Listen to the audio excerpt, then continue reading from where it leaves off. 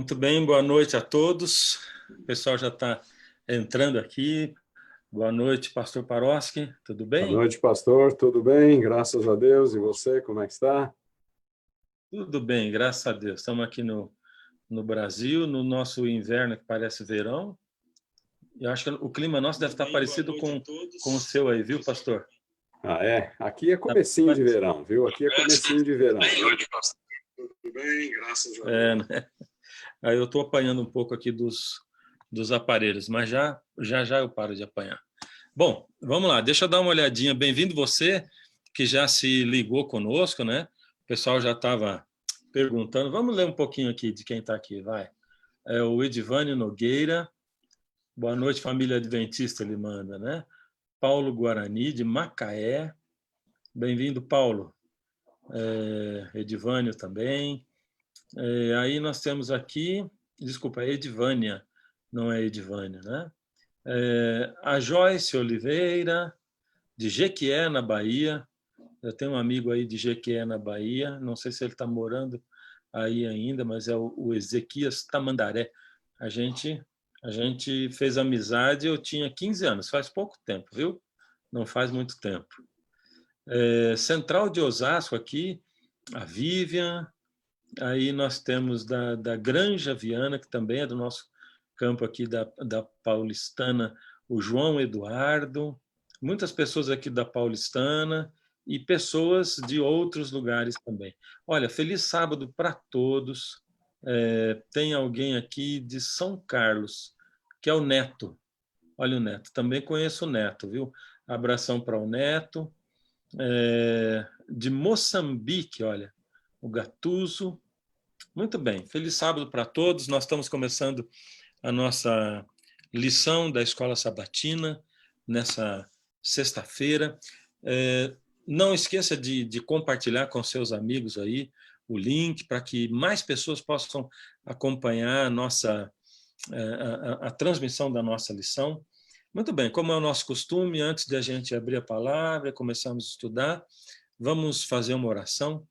Eu chamo você para inclinar a sua fronte enquanto nós oramos. Deus amado, louvado seja o seu nome, Senhor. Muito obrigado pela sua graça maravilhosa, por essa semana que o Senhor nos deu, porque nós sempre sabemos que o Senhor está guiando a nossa vida e confiamos no Senhor. Pai, eu oro pelas pessoas que estão doentes, pelas que estão trabalhando na área da saúde nesses momentos e dias tão difíceis, por aquelas pessoas que passam já por problemas financeiros. Oro, Senhor, para que o Senhor nos dirija, Pai, e nos ajude a aprender em todos os momentos de nossa vida. Nos ilumina com a luz da sua palavra, por favor, ao professor Paroski, em nome de Jesus. Amém. Muito bem, a gente estava aqui conversando, pastor Paroski e eu, que a lição do trimestre está acabando. Essa é a penúltima, lição 12.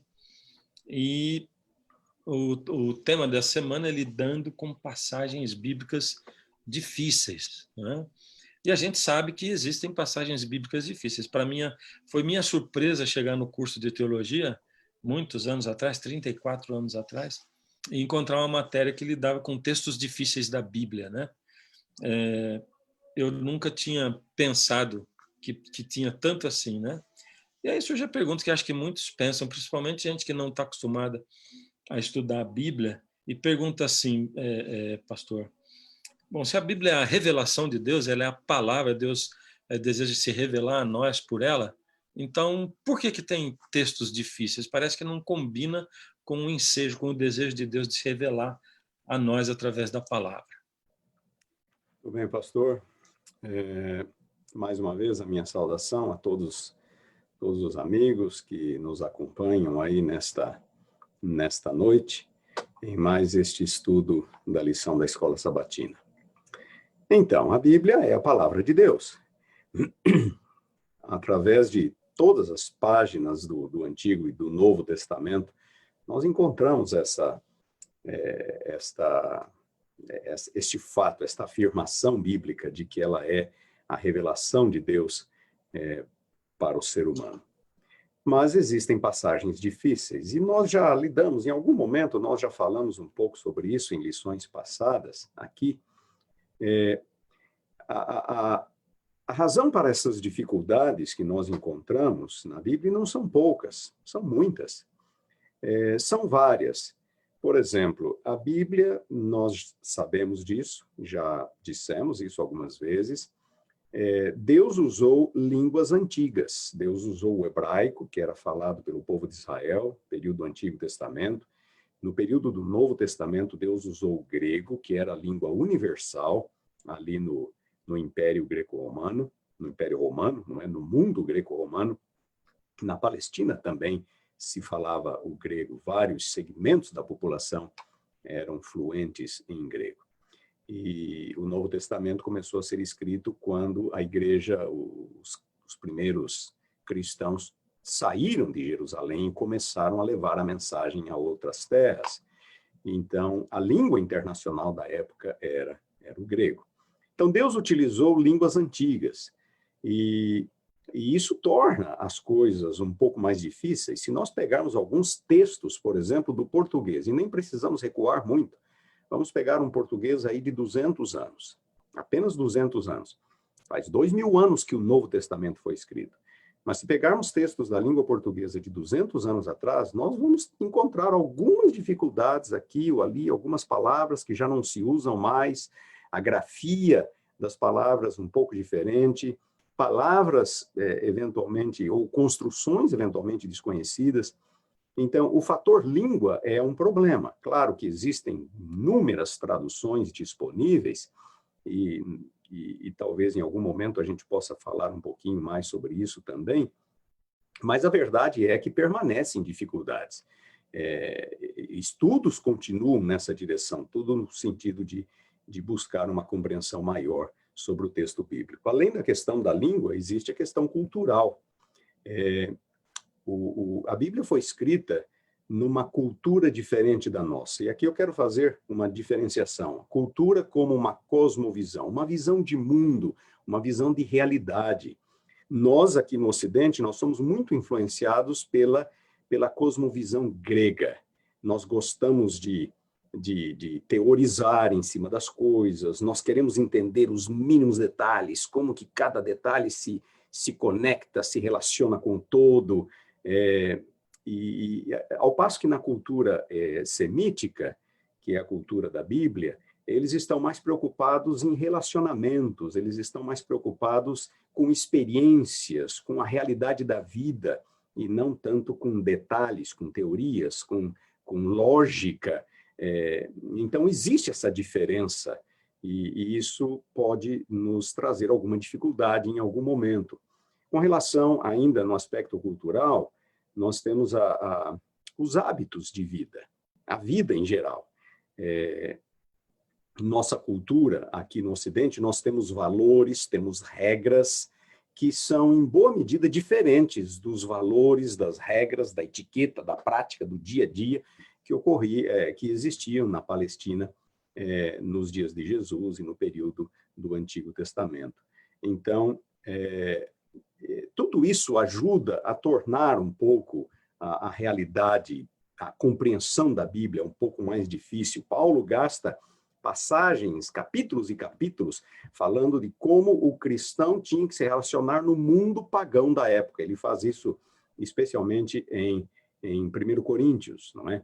Nós hoje não sabemos exatamente como era o paganismo, ou nós não convivemos diariamente com o paganismo como os primeiros cristãos, lá no primeiro século, conviviam com o paganismo. Então, muitas passagens de Paulo exigem uma compreensão de como era a vida no primeiro século, para que nós possamos compreender. E o terceiro ponto que eu diria, talvez nós pudéssemos falar vários, mas deixe-me destacar um terceiro ponto aqui, é a questão das diferenças individuais. Os escritores, Deus usou escritores humanos, Deus usou seres humanos, Deus inspirou seres humanos para comunicar a sua palavra. E nós temos, por exemplo, um Paulo, não é? Paulo, um indivíduo que ele era firme, ele era duro, Em algumas passagens, Paulo é forte. Quem vos enfeitiçou, Gálatas, não é? Ante cujos olhos foi Jesus Cristo exposto como crucificado. Paulo tem uma linguagem pesada às vezes. Quando nós vamos para João nas suas epístolas, filhinhos, essas coisas vos escrevo para que não pequeis. Então nós encontramos essas diferenças, encontramos diferenças no modo de escrever. Paulo é rebuscado, Paulo é complexo. Lucas, por exemplo, é bem linear, bem fácil de acompanhar o pensamento de Lucas, tanto no Evangelho quanto em Atos. Enfim, existem estas dificuldades. A Bíblia é a palavra de Deus, mas Deus revelou sua palavra na história. Então, nós temos que entender e fazer o nosso melhor para compreendermos as Escrituras. Existem, sim, passagens difíceis na Bíblia. O apóstolo Pedro, em 2 Pedro, capítulo 3, versículos 15 e 16, ele faz referência às passagens difíceis nos escritos de Paulo. Notem, não somos só nós hoje, 2000 anos depois, que temos dificuldades com Paulo. No primeiro século, os cristãos já tinham dificuldade com os escritos de Paulo, pela maneira complexa, rebuscada com que ele escreve. Então, Pedro faz referência àqueles que torciam os escritos de Paulo, e isso ainda hoje existe, ainda hoje. Eu acho que quem mais tinha dificuldade com Paulo eram as mulheres, porque nenhuma conseguiu se casar com ele, viu, pastor? Não, pastor, eu não sei se Paulo não foi casado. Existem três possibilidades. Existem três possibilidades. Três, que ele nunca foi casado. Para mim é novidade. Quais são as três? Que ele nunca foi casado, que a esposa o deixou quando ele se tornou cristão, ou que a esposa faleceu em algum momento de sua vida. Não é?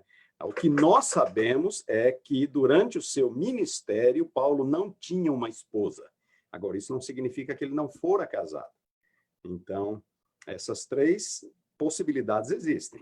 Pode ser que ele nunca tenha se casado, mas só um detalhe aqui, pastor. No judaísmo, eles consideravam pecado não se casar. Havia essa concepção.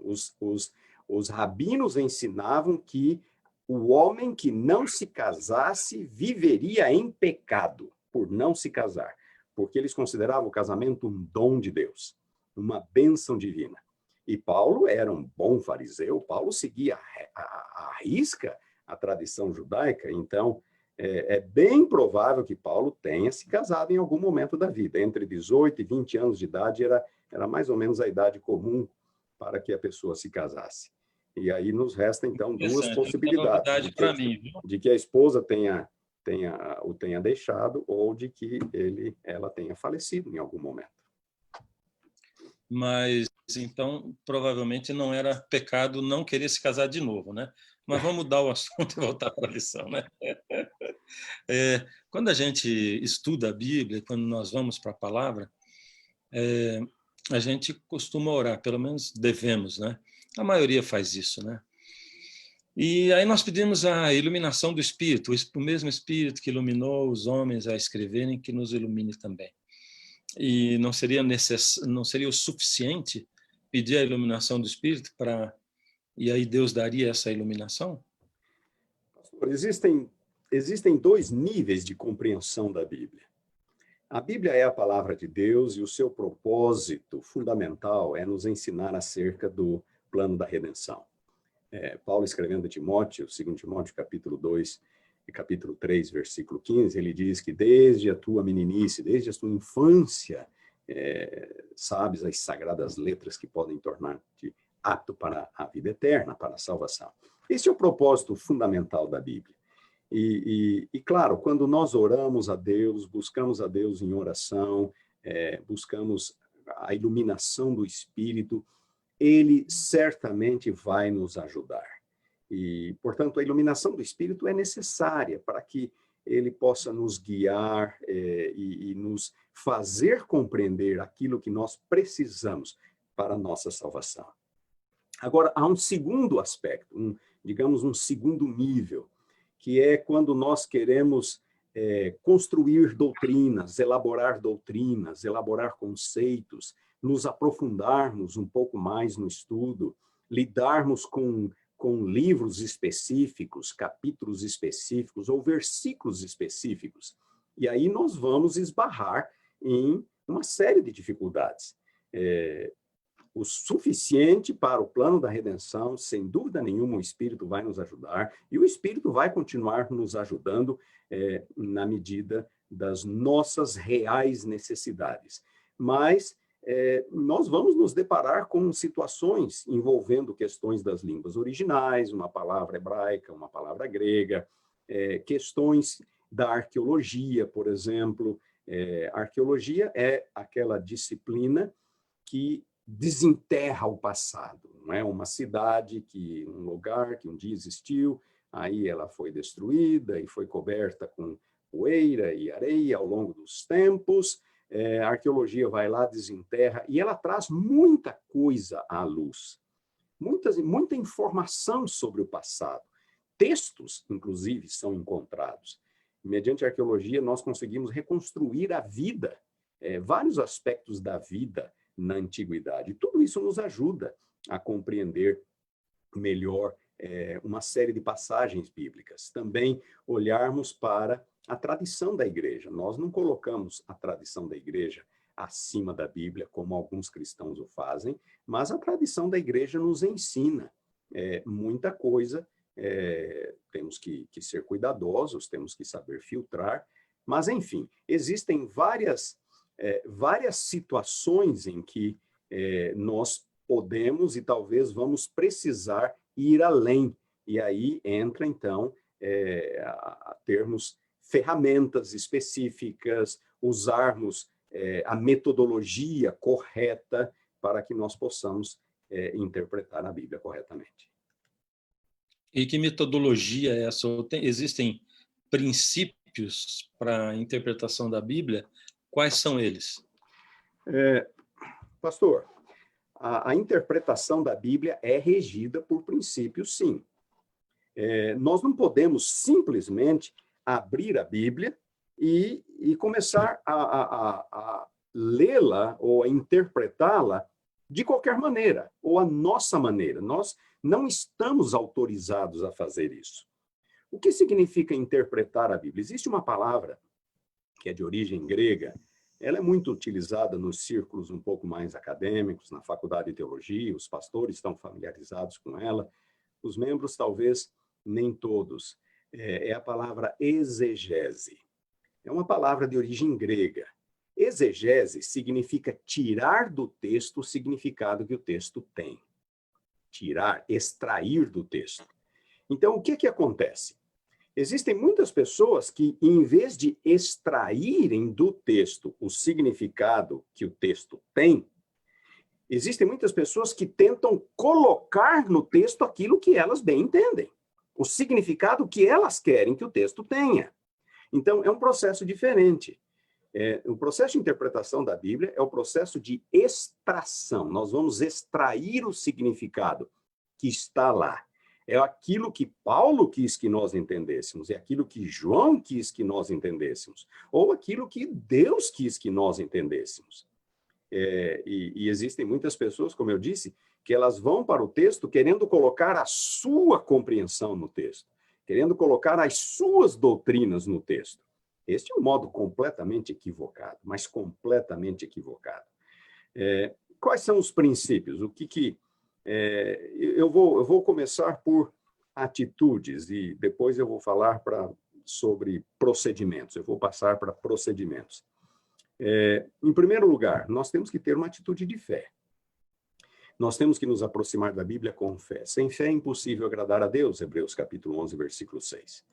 Temos que nos aproximar com fé, crendo que a Bíblia é a palavra de Deus e que Deus quer nos ensinar por intermédio da sua palavra. A palavra de Deus, ela consiste na iniciativa divina para nos ensinar acerca do seu amor, do seu plano para conosco, dos seus propósitos eternos. Fé, eu diria, é a atitude mais elementar, a mais fundamental. Em segundo lugar, eu queria destacar o aspecto da crença, crer em toda a Bíblia. Isto é importante, crer em toda a Bíblia. Em Lucas, capítulo 24, versículo 25, se você tem a sua Bíblia, quiser acompanhar a leitura, Lucas, capítulo 24, versículo 25, você conhece o episódio, o relato aqui. É a história daqueles discípulos a caminho de Emaús, no domingo da ressurreição, no domingo à tardezinha. Jesus os alcança, eles estão tristes, começam a conversar, e eles explicam para Jesus por que eles estão tristes, e aí Jesus responde, Lucas 24, 25. Ó nécios e tardos de coração para crer tudo o que os profetas disseram. Tudo. Qual era o problema dos discípulos? O problema deles é que eles haviam pego algumas partes. Eles haviam focado sua atenção em algumas profecias. As profecias que falavam que o Messias seria um líder militar vitorioso. E eles haviam se esquecido daquelas profecias que falavam que o Messias iria morrer. As profecias do servo sofredor, que nós encontramos em Isaías 53 e em outras passagens da Bíblia.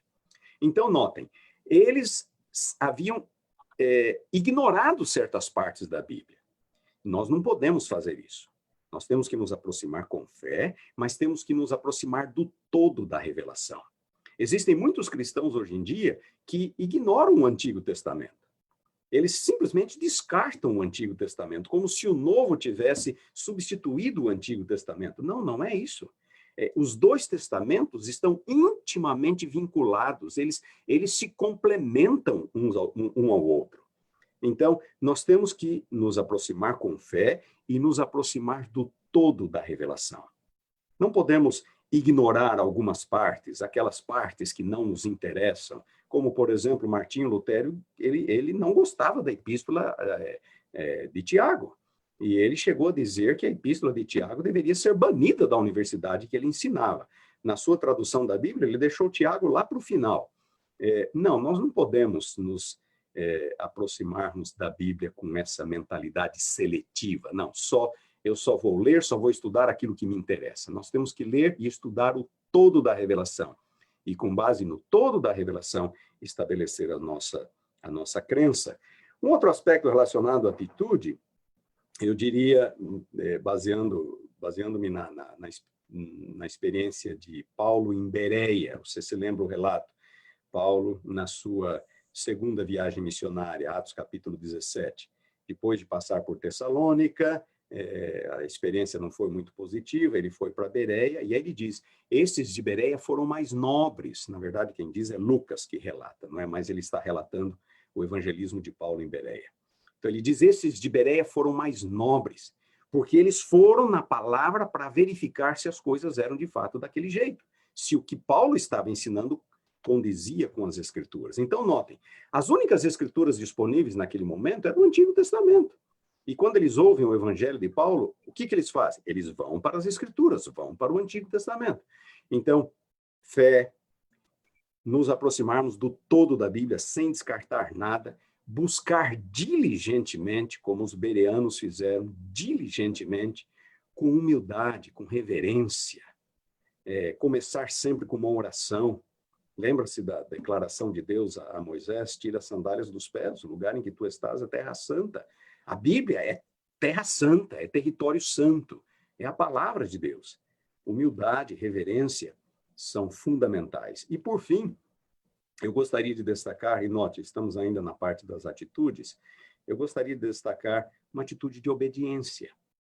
Quando nos aproximamos da Bíblia, a Bíblia vai mostrar a realidade do nosso coração, quem realmente somos. E muitos não vão gostar disso. Não vão gostar. A Bíblia nos mostra, nos coloca frente a frente com aquilo que nós realmente somos. Aí vem a pergunta, estamos nós dispostos a obedecer, a fazer a vontade de Deus?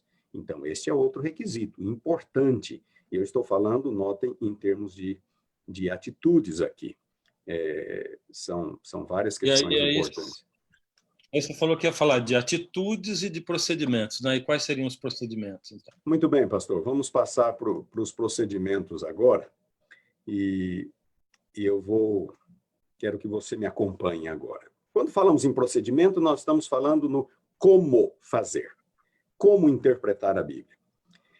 A questão mais fundamental, e eu já falei isso aqui nas nossas lições de sexta-feira, ao longo deste trimestre, a questão mais fundamental é o contexto. Existe até aquela frase que um texto fora do contexto é um pretexto. Todos nós, em algum momento, já nos deparamos com aquela... Alguém chega conosco e escuta, é verdade que você falou isso? Aí nós falamos, sim, eu falei, mas eu estava me referindo a tal coisa. As pessoas podem pegar a nossa frase, tirar do seu contexto e dar uma conotação completamente diferente. Nós não gostamos. Paulo iria gostar, Lucas, João iriam gostar, se as palavras deles fossem tiradas do seu contexto original e forçadas para dizer ou querer dizer uma outra coisa. Não. Prestar atenção no contexto. O que é o contexto? É o que vem um pouco antes, o que vem um pouco depois. Nossas Bíblias nos ajudam. Elas têm intertítulos. Eu estou casualmente aqui aberto, por exemplo, em Lucas 24. Aí, quando vai começar o relato dos discípulos ali na caminho de Emaús, existe aqui um subtítulo. Os discípulos no caminho de Emaús, que aparece entre os versículos 12 e 13. Então, esses subtítulos, os capítulos, nos ajudam, os parágrafos, nos ajudam a ver quais aqueles versículos que devem ser lidos ou interpretados juntos. Este é o contexto imediato, aqueles versículos mais próximos do texto, e o contexto um pouco mais amplo, os capítulos, eventualmente o livro como um todo, não é? Então, prestar muita atenção no contexto, ok? Uma outra questão importante na hora de interpretar a Bíblia é comparar as passagens, comparar aquela passagem que nós estamos estudando com outras que tratam do mesmo assunto. Porque se a Bíblia toda é a palavra de Deus, então nada mais justo do que, se eu estou aqui com um texto difícil, buscar outros textos que possam eventualmente ser mais fáceis e lançar luz sobre esta passagem. Um texto que me vem à mente agora, por exemplo, é Romanos capítulo 6, versículo 17. Versículo 14. Romanos 6, 14, Paulo diz assim, porque o pecado não terá domínio sobre vós, pois não estáis debaixo da lei, e sim da graça. Nós não estamos mais debaixo da lei. Estamos salvos, estamos debaixo da graça. Quantas pessoas não leem esse texto para nós? Eu já me deparei com diversas pessoas. Olha aqui, pastor, nós não estamos mais debaixo da lei. Estamos debaixo da graça. Nós não precisamos guardar a lei. Um momentinho. O que Paulo quer dizer com debaixo da lei? Sob a lei. Ele usa essa expressão diversas vezes em seus escritos, diversas vezes. Em Romanos, ele vai usar outras vezes, e ele vai usar esta mesma expressão debaixo da lei ou sob a lei diversas vezes na sua epístola aos Gálatas, especialmente Gálatas capítulo 3. Então, note, eu estou estudando esta passagem, Romanos 6,14, e eu encontro aqui esta expressão, difícil. Nós não estamos mais sob a lei, estamos sob a graça. O que significa isso? Vamos atrás de outros textos que usam a mesma expressão para ver se eles não nos ajudam a compreender. E quando vamos para Gálatas, por exemplo, fica tudo muito claro. No capítulo 3, a parte final do capítulo, dos versículos 19 em diante, até o versículo 25, e ele vai dizer mais um pouquinho para frente também, sob a lei, estar sob a lei significa estar sob a condenação da lei. Note como faz uma diferença enorme. Então, o pecador está sob a lei. De que forma? De que sentido? Ele está sob a condenação da lei. Esta é a maldição da lei, de que Paulo fala no início, na primeira parte do capítulo 3 de Gálatas. Então, o pecador está sob a condenação da lei. Uma vez convertido, uma vez perdoado, uma vez justificado, ele já entregou seu coração a Jesus. Então, o que acontece agora? Paulo diz, Romanos 6,14, não estamos mais sob a lei, estamos sob a graça. Então, o que isso significa? Muito simples, nós não estamos mais sob a condenação da lei. Nós estamos salvos em Cristo Jesus. Paulo não está falando absolutamente nada sobre guardar ou não guardar a lei. Então, estar sob a lei ou debaixo da lei nos escritos de Paulo é basicamente estar sob a condenação da lei. Paulo vai usar numa passagem, numa ou duas passagens, essa mesma expressão com outro sentido. Em Gálatas capítulo 4, versículo 4, por exemplo. Estar sob a lei é um período de tempo, desde o Sinai até a morte de Cristo na cruz. Em Gálatas 4, 4. Mas na maioria das passagens, e nessa passagem aqui em particular, estar sob a lei significa estar sob a condenação da lei. Então, nós não estamos mais sob a condenação da lei, sim, estamos sob a graça. E Paulo diz no versículo 15, e daí? Romanos 6,15. Havemos de pecar porque não estamos mais debaixo da lei, e sim da graça? De modo nenhum. Agora Paulo está falando de obediência. E fala, e daí? Nós não estamos mais debaixo da lei. Podemos violar a lei? Não, de modo nenhum. Nós vamos obedecer à lei. Então, comparar passagens com passagens, isso é de fundamental importância. Buscar textos que possam se interpretar mutuamente. Pastor, me permita mais um ou dois exemplos aqui, tá bem? Um outro detalhe, nessa busca por passagens, nós temos que levar em conta, como eu já disse, o todo da revelação. Saber o que a Bíblia como um todo diz. Então, há uma passagem difícil que, de vez em quando, as pessoas nos citam, que é Filipenses capítulo 1, versículo 23, né? Filipenses 1, 23, onde o apóstolo Paulo diz o seguinte: entretanto, se o viver na carne traz... 23. Ora, de um e de outro lado, estou constrangido, tendo o desejo de partir e estar com Cristo, o que é incomparavelmente melhor. Claro que aqui, no contexto, fica bem simples de perceber, ele está se referindo à sua morte. Ele está preso em Roma e ele está escrevendo aos Filipenses e ele está dizendo que para ele era lucro morrer, era lucro ser executado, partir e estar com Cristo, o que é incomparavelmente melhor. E algumas pessoas dizem, tá vendo, só a alma é imortal, quando a pessoa morre, ela vai direto para o céu. Não, não é nada disso que Paulo está falando aqui. Quando nós interpretamos esta passagem à luz do Antigo Testamento e do ensino bíblico como um todo, de que a morte é fim, na morte tudo se acaba, é extinção completa, não há nada. Então, o próprio tempo não existe, desaparece. Então, quando a pessoa morre, até a ressurreição, não importa se passam 10 anos, 100 anos, 1000 anos ou 10 mil anos. Não faz diferença, porque aquele período de tempo não existe. Então, o próximo passo para o crente, depois da sua morte, é a ressurreição. É assim, porque durante o período da morte, o tempo praticamente não existe. Jó, capítulo 33, versículo 4, Eclesiastes 9, 5 e 6, e diversas outras passagens bíblicas. Então, Paulo não está falando em ir para o céu, sua alma ir para o céu, não. Ele está olhando para o futuro, para a ressurreição. Então, a partir do momento que ele morre, em seguida o tempo praticamente desaparece para ele. Ele não existe mais. A próxima coisa é ressuscitar e ir para o céu.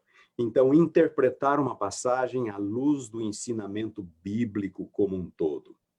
E, quem sabe, eu deva dar mais um exemplo aqui de um outro procedimento também importante, que é cuidar com o que nós vemos na passagem. Vamos juntos para 1 Coríntios, capítulo 16. 1 Coríntios, capítulo 16. Versículos 1 a 4. Nós conhecemos o relato. Paulo está organizando uma coleta de dinheiro para mandar para os pobres de Jerusalém, para os pobres da Judéia, para os cristãos da Judéia. Então, ele está escrevendo aos coríntios, lá na Macedônia, lá na Grécia, na Caia, no sul. Não é na Macedônia.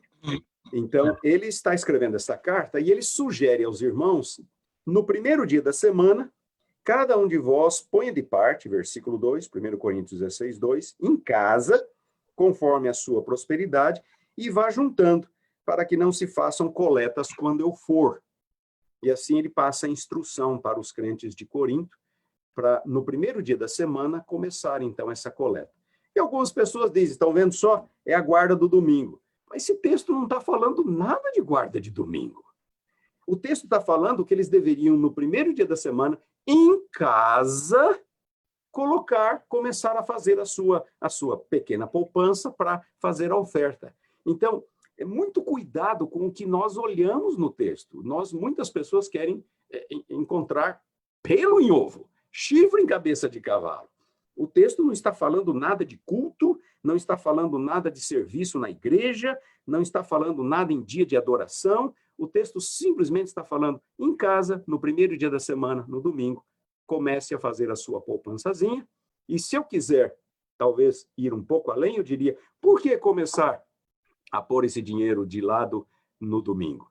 É porque no sábado eu vou levar para a igreja. No final da semana, no 7º dia, eu vou levar para a igreja. Mas o texto não enfatiza isso. O texto apenas fala, no primeiro dia da semana, ponha esse dinheiro de lado. Então, muito cuidado para não querer começar a ver coisa demais no texto. Não são só os que guardam o domingo, que querem ver a guarda do domingo aqui. O texto não está falando nada disso. Nós também corremos o risco de querer ver coisa demais no texto. Então, muito cuidado. Enfim, pastor, esses são alguns procedimentos importantes na hora de se interpretar a palavra de Deus. Maravilha. O pessoal aqui parou de perguntar, viu? Hoje nós estamos sem perguntas. Não tem pergunta hoje? As pessoas estão aqui comentando, estão comentando não, estão só dando feliz sábado, mas nós estamos sem perguntas. Então, eu vou seguir adiante por enquanto, tá? Eu gosto de ficar aqui em cima da minha mesa, ficam várias Bíblias quando eu estou estudando algum tema, né? E outro dia veio uma pessoa prestar serviço aqui, e eu achei que ele não tinha nem notado, porque ele foi para o fundo da casa, e depois, na saída, ele falou assim, eu vi que o senhor tem um monte de espada lá na sua mesa. Gostei, viu? Era um senhor, né? E ele reparou que tinha um monte de Bíblias, mas cada uma delas é uma tradução diferente. Inclusive, eu estou dando estudo bíblico para uma pessoa, né? Comecei há umas 3 semanas, e aí, como se trata de uma pessoa católica, eu estou estudando com ela com uma Bíblia, que é uma Bíblia que ela tem também, que chama Ave Maria, para poder ela procurar e a gente falar a mesma linguagem quando estamos procurando os textos, principalmente ali em algumas partes do Antigo Testamento. Mas qual é o valor, então, de se estudar ou dessas traduções diferentes, né? É importante, não é?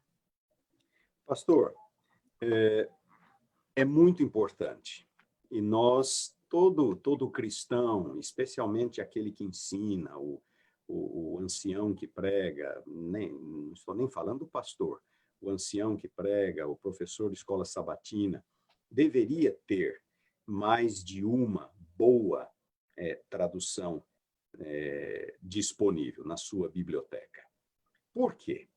Porque cada tradutor vai interpretar o texto à sua maneira. As traduções, em geral, são muito boas. As traduções são muito boas. Mas algumas são um pouco mais antigas, não chegam a incorporar os resultados das últimas pesquisas no campo da linguística, no campo da arqueologia e mesmo no campo da interpretação bíblica. Então, em tese, quanto mais recente a tradução, melhor. Então, nós deveríamos ter mais de uma tradução. As pessoas foram diferentes, os tradutores foram diferentes. O primeiro protestante a fazer a tradução da Bíblia para o português foi João Ferreira de Almeida. João Ferreira de Almeida era de Portugal, ele era católico, se mudou para a Holanda. Na Holanda, ele se tornou protestante, aceitou a fé protestante, e foi trabalhar como missionário na Indonésia. E foi lá na Indonésia que ele fez a sua tradução para o português, a tradução das Escrituras.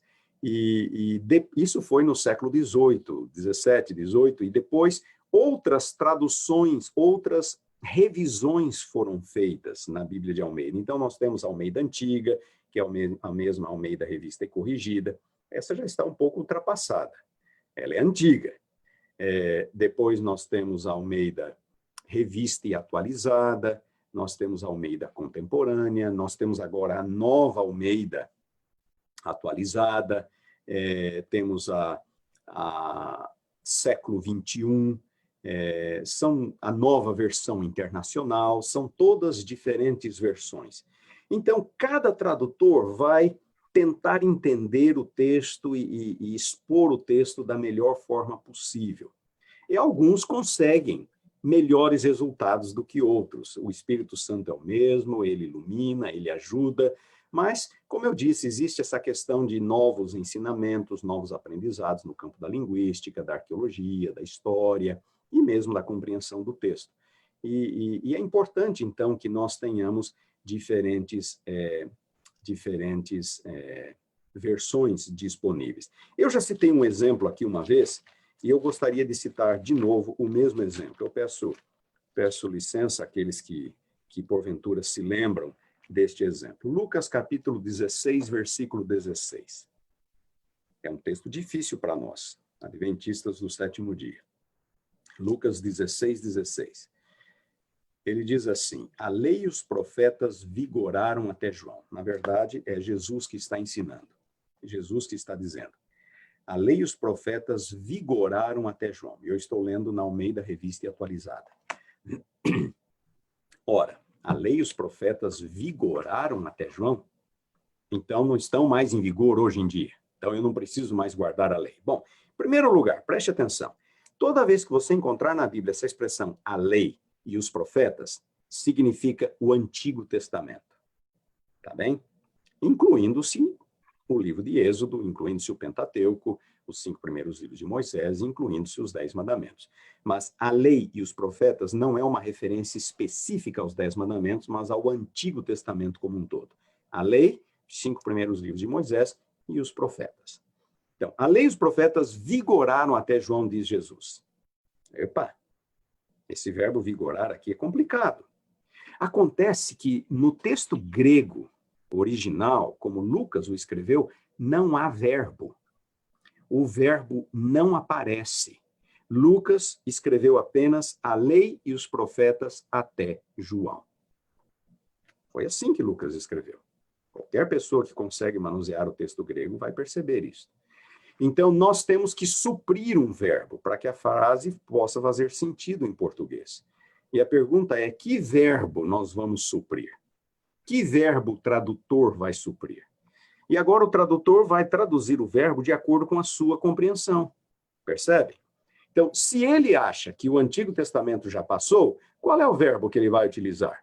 Ele vai utilizar o verbo vigorar. Em algumas versões nós temos duraram. A lei e os profetas duraram até João. Esse João é João Batista. Vigoraram até João. Por quê? Porque ele acredita nisso. Então, percebam. Agora, se você for na nova versão internacional, nesta mesma passagem, é a única versão em português que tem uma tradução diferente. A nova versão internacional vai dizer que a lei e os profetas profetizaram até João. Olha como muda de figura. Profetizaram. Em que sentido? As profecias acerca de Jesus. Então, o Antigo Testamento profetizou até João Batista. João foi o último profeta que profetizou acerca da vinda do Messias.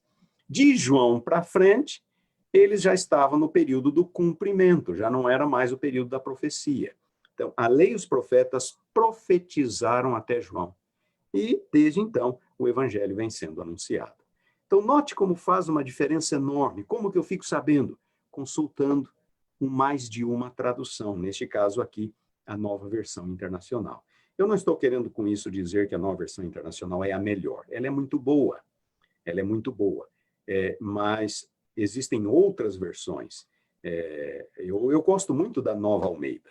Esta que foi lançada agora, 2, 3 anos atrás, pela Sociedade Bíblica do Brasil. Uma versão bonita, gostosa, atualizada. A nova versão internacional também é muito boa. Agora, alguém poderia perguntar, mas como é que eu sei que a nova versão internacional está correta? Por que a Almeida não está correta ao dizer a lei e os profetas vigoraram ou duraram até João? Por que a nova versão internacional está correta? Olha, é muito simples. Muito simples. Eu tenho 2 maneiras de olhar de checar para ver se a tradução da Nova Versão Internacional está correta. Primeira, dá uma olhadinha no contexto. Olha o versículo 17. É mais fácil passar o céu e a terra do que cair um tio sequer da lei.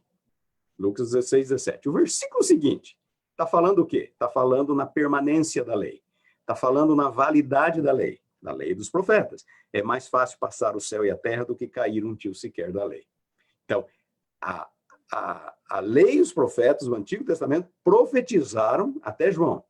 E em sua profecia, eles continuam válidos, cumprindo esse papel profético. Eles continuam importantes para o crente. É mais fácil passar o céu e a terra do que cair um tio sequer da lei. Então, note, o contexto nos ajuda, o versículo seguinte nos ajuda. E há um outro detalhezinho aqui, que é Mateus capítulo 11, versículo 13. Essa mesma frase de Jesus aparece também em Mateus 11, 13. É a mesmíssima frase, a lei e os profetas, só que Mateus inclui o verbo. E o verbo lá é profetizaram. Profetizaram. Estão vendo? O contexto e passagens paralelas. E assim nós resolvemos o problema de Lucas 16, 16. Então, buscar outras traduções da Bíblia é muito importante. E cuidado com algumas traduções. Existem traduções que são muito dinâmicas no esforço por tornar o texto simples, eles acabam sendo muito interpretativos. Então, eu particularmente prefiro e recomendo uma tradução um pouco mais literal. E repito, a Nova Almeida, século 21, Almeida 21, Almeida século 21, a Nova Versão Internacional, são algumas das melhores versões que nós temos. Elas são recentes, são modernas, uma linguagem bonita, gostosa, fácil de entender e bem fiéis ao texto original. Então, é importante que nós consultemos mais de uma versão em momentos, situações específicas. Maravilha. Aqui no finalzinho você respondeu a pergunta duas pessoas perguntando mais ou menos a mesma coisa, que o Antônio Barbosa perguntando se se indicaria alguma versão em especial, e o César Boanerges também, eles estão sempre aqui conosco, e ele perguntando também se tem alguma versão, lógico, a gente usa várias, mas tem alguma que é melhor. Aí foram citados duas. Poderia repetir para nós, de repente, né? Posso. A Nova Almeida Revisada, é uma versão recentemente lançada pela Sociedade Bíblica do Brasil. Ela é conhecida como Nova Almeida Atualizada. Foi lançada 2, 3 anos atrás. Uma outra muito boa, Almeida Século XXI, também é muito boa. A Nova Versão Internacional, muito boa. Se eu fosse escolher uma para mim, eu ainda estou com a Almeida atualizada aqui, revista e atualizada, quero trocar esta versão minha para uma mais atual. E minha próxima versão vai ser a Nova Almeida atualizada. Mas eu tenho comigo a Almeida 21, Almeida Século XXI, é a Nova Versão Internacional, como tem também outras versões. Maravilha. Deixa eu só ver aqui, tem uma pessoa fazendo uma pergunta, mas como ele colocou aqui... tem uma pergunta, até o próprio César pergunta isso, e aqui o Denner Nazário também pergunta a mesma coisa. Bom, o César Boanerges pergunta a indicação de uma Bíblia em inglês que seja uma boa versão, e aqui o Denner pergunta assim, a versão King James também usa a expressão profetizaram? Ela é muito fidedigna, ele diz. Eu não me lembro qual é a expressão que a King James usa, mas esse é um problema de boa parte das traduções nossas, das traduções disponíveis. Elas foram feitas com um conceito em mente, de que o Antigo Testamento passou. Então, eu não me surpreenderia. Eu tenho uma versão em inglês aqui, que é a English Standard Version. É a que eu mais uso, é uma das versões mais utilizadas no momento. A sigla dela é ESV, English Standard Version. Olha aqui, como não tem verbo, olha só como ela diz aqui. The law and the prophets were until John. Eles estão dizendo assim, a lei e os profetas eram até João. Eram. sugere que já não são mais. Não é? A tradução também é quase a mesma coisa que vigoraram. A King James é uma tradução extremamente antiga, foi feita no século XVII. Existe a nova King James, que é melhor do que aquela antiga King James, mas existem traduções que, nos círculos acadêmicos, são mais apreciadas aqui nos Estados Unidos. Essa ESV, English Standard Version, é uma delas. A New American Standard Version é outra delas. NASV. A New Revised Standard Version é outra bastante, muito bem conceituada. A nova versão internacional em inglês, muito boa. Enfim, é isso aí. Maravilha. Deixa eu ver o tempo aqui. Bom, vamos para outras perguntas, para outra pergunta, e depois, conforme for, eu venho aqui na que estão fazendo. Que outras ferramentas seria importante nós utilizarmos, né, para compreender bem o significado do texto bíblico? Bom, eu já falei em ter mais de uma tradução, especialmente se você ensina, se você quer se aprofundar no texto. Tem algumas boas traduções em casa. Uma outra ferramenta muito boa para o membro da igreja são as Bíblias anotadas. O que são as Bíblias anotadas? Eu não tenho nenhuma comigo aqui para mostrar, mas as Bíblias anotadas são aquelas Bíblias com comentários na margem, na parte de baixo. A própria Bíblia Andrews tem aqui Isso, no Brasil? Isso, exatamente. A Bíblia Andrews. Você tem alguma aí à mão, pastor? Só abre uma página qualquer aí, só para mostrar para os nossos amigos aí o que eu estou querendo dizer. É uma Bíblia que tem o texto bíblico na parte de cima e na parte de baixo, comentários. Comentários. Olha lá, os comentários na parte de baixo lá. Isso, exatamente aquilo ali. Então, esta é uma Bíblia anotada. Agora, você tem que tomar cuidado para... quem é que fez a anotação? Existe em português uma meia dúzia de Bíblias anotadas.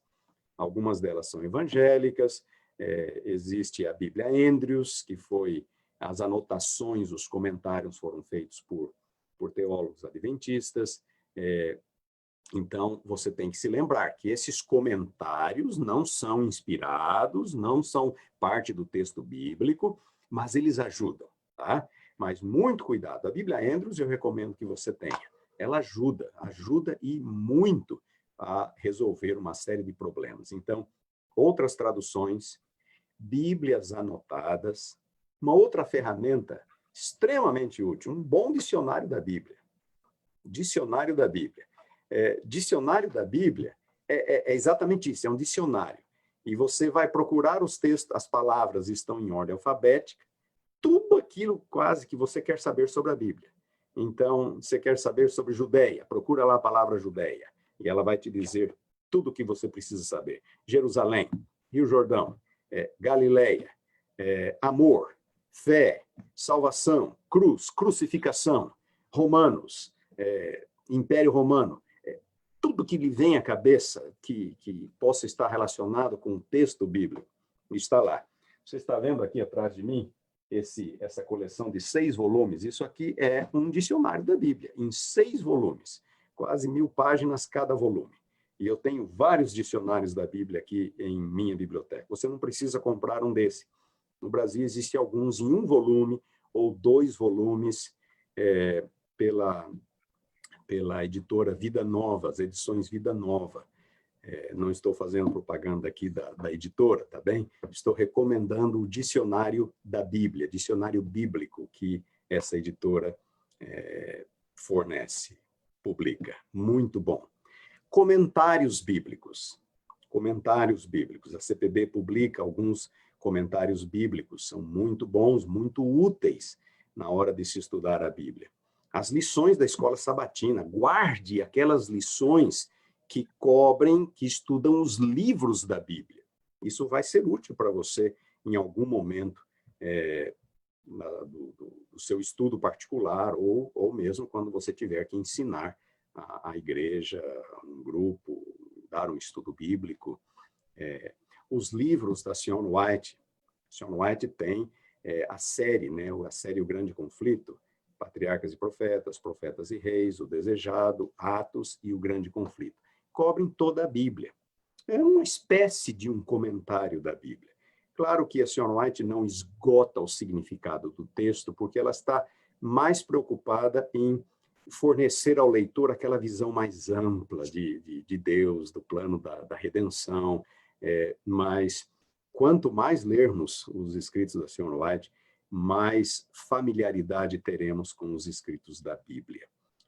Mas temos que estudar a Bíblia. Ela mesma recomenda, estudem a Bíblia por vocês mesmos. É algo que ela diz bastante. Então, se nós tivermos essas ferramentas, e lembram-se daquelas atitudes que eu disse lá atrás, e daquelas técnicas, aquelas regras, nós conseguiremos, com a bênção de Deus, conhecer melhor, nos aprofundarmos em nossa compreensão da palavra de Deus. É isso, pastor. Maravilha. O pessoal se animou agora. Eu vou fazer... Tem duas relevantes que eu achei interessantes aqui. Primeiro, alguém comentou aqui, que o Valdir, que a King James coloca profetiza até João, né? Obrigado aí, viu, Valdir? Mas o Rafael Ramos pede para comentar sobre a tradução Novo Mundo, né? E o Tiago Cabral diz o seguinte: olha, na academia a gente aprende a Bíblia, tradução de Jerusalém é a melhor de todas, a mais fiel e tal, mas a gente não ouve falar na Bíblia de Jerusalém. Essas duas, achei interessantes. Tá bem. A Bíblia de Jerusalém é uma boa tradução, muito boa, feita por um grupo de especialistas católicos. Eu tenho a Bíblia de Jerusalém na minha biblioteca e uso com frequência. A Bíblia de Jerusalém é um pouco grande, um pouco desconfortável de ser utilizada, e em algum momento nós vamos perceber aquele sabor católico na forma como ela constrói as frases, em alguns termos que são utilizados. Hóstia, por exemplo, nós vamos ver a palavra hóstia na Bíblia de Jerusalém. Mas não significa, não estou falando mal da Bíblia aqui ou da tradução, ela é muito boa. Eu não diria que é a melhor. É muito difícil nós destacarmos uma como sendo a melhor, porque ela pode ser muito forte nisto, mas pode deixar um pouco a desejar naquilo, pode ser boa mais nesta sessão, um tanto menos naquela. Então, eu colocaria a Bíblia de Jerusalém como uma Bíblia de estudo, não uma Bíblia para você trazer para a igreja, colocar debaixo do braço, usar para dar estudo bíblico e tal, porque ela é um pouco desconfortável e ela, em algum momento, você vai perceber aquele saborzinho, aquele sotaque católico na Bíblia, mas ela é muito boa, tá certo? Como uma Bíblia de estudo, eu recomendo. E ela tem comentários na margem, na margem inferior, no rodapé. Então, ela é quase uma Bíblia anotada. Muito boa. A tradução Novo Mundo. A tradução Novo Mundo, infelizmente, é uma das traduções que eu não recomendo. A tradução Novo Mundo foi feita com uma intenção, entre outras, de mostrar que Jesus não é Deus. Então, textos claros que deveriam ser traduzidos de uma forma bem específica, a Novo Mundo torce um pouco para tentar enfraquecer aquela ideia de que Jesus é Deus. Por exemplo, João, capítulo 1, versículo 1. No princípio era a palavra estava com Deus, e a palavra era um Deus, diz a tradução Novo Mundo. Um Deus. Então, não há artigo no texto grego, não há artigo. O que João está dizendo, no princípio era a palavra estava com Deus, a palavra era Deus, ponto final. Então, eu, infelizmente, com uma certa dor no coração, mas eu não recomendo a tradução Novo Mundo, porque ela foi feita por pessoas que não creem na divindade de Jesus, e eles fazem questão de mudar isto, mudar os textos que falam da divindade de Jesus de tal modo para que eles se ajustem às suas crenças, às suas ideias. Muito bem. Bom, eu vou ter que ser o pagador de promessa hoje, Você né? vai Que cantar na para semana nós agora, passada, pastor. E eu também estou querendo ouvir você, viu? Bem, tava, com todos agora, o nós pastor prometemos Fernando na semana Iglesias, viu? passada. Pastor Fernando Iglesias agora. Então vamos lá, vamos ver se eu consigo colocar aqui na caixinha de som.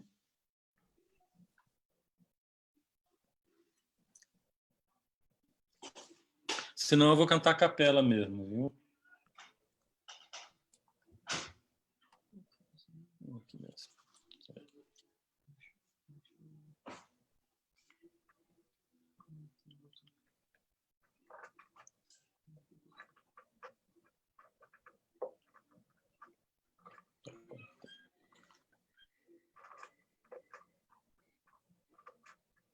Vamos lá, vamos ver se vai dar certo. Está conectado.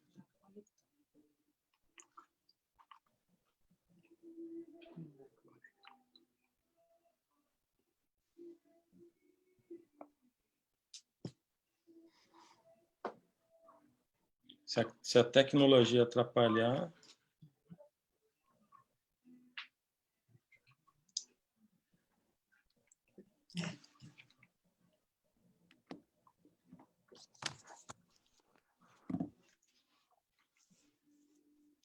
eu vou cantar a capela mesmo, viu? Eu vou Vai fazer lá, o seguinte, pastor. vou chamar quem está conectado agora a cantar. É uma música que eu não gravei, mas muitas vezes quando eu estou orando assim, essa música ela sai dos meus. Bom, então vamos lá. Então vamos conseguir me conectar.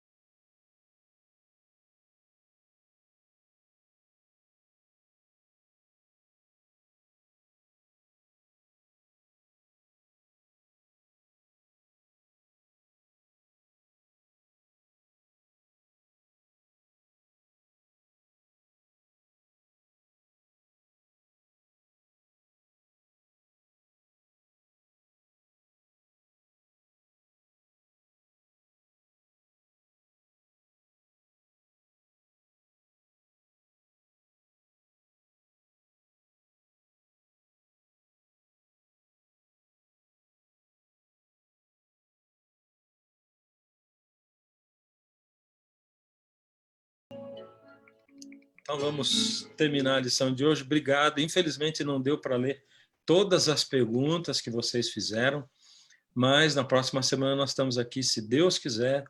Pastor, pode orar conosco, por favor?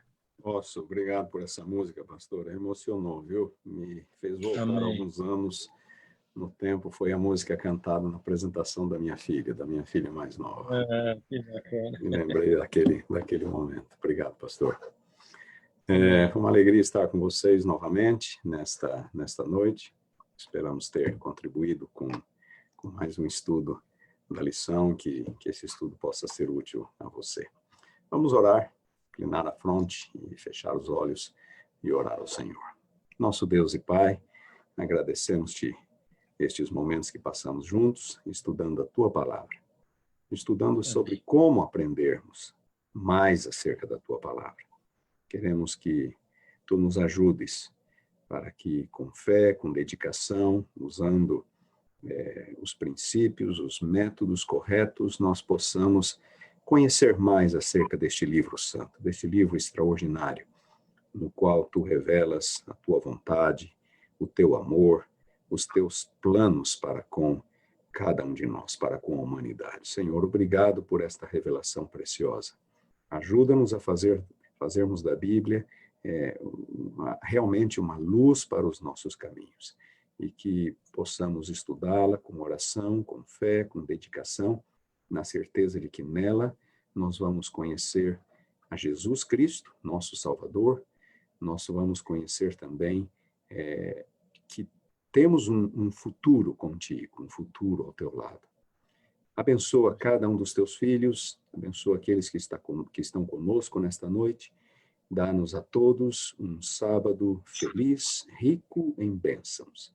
Em nome de Jesus. Amém. Amém. Amém. Boa noite a todos. Um feliz sábado. Que Deus abençoe a todos, que dirija a vida de vocês e que todos nós tenhamos forças para aplicar aquilo que nós aprendemos a respeito da palavra de Deus. Boa noite. Boa noite, pastor. Boa noite, pastor. Um abraço a todos. Obrigado.